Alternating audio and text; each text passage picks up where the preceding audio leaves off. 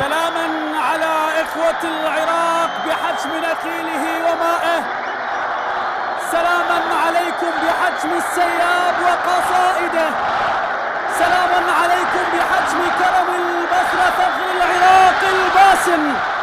تحايانا لكم من القلوب التي تزخر بالشوق لكم.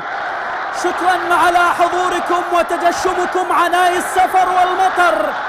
قد اكتملت الصورة وتأطرت اللوحة بوجود الأشقاء في حضرة جمجمة العرب، بلاد الكتابة والعلم والشعر والأدب.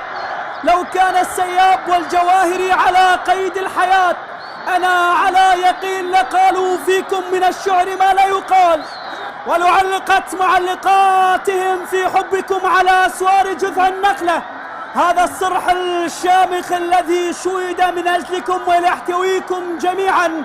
فرحنا بكم وبوجودكم، فيا ليت الشهداء الذين ارتفعت دماؤهم من أجل الوطن حاضرين بيننا ليبصروا هذا النور، هذا المحفل والعرس الكروي الباهر. لهم الفضل ولهم الأجر لوجودكم بيننا.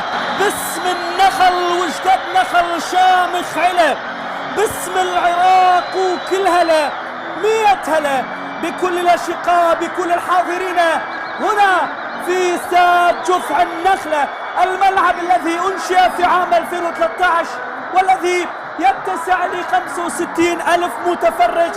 وصلنا لرحلة الختام، وأي ختام وأن يكون منتخبنا الوطني طرفا في أرضيته.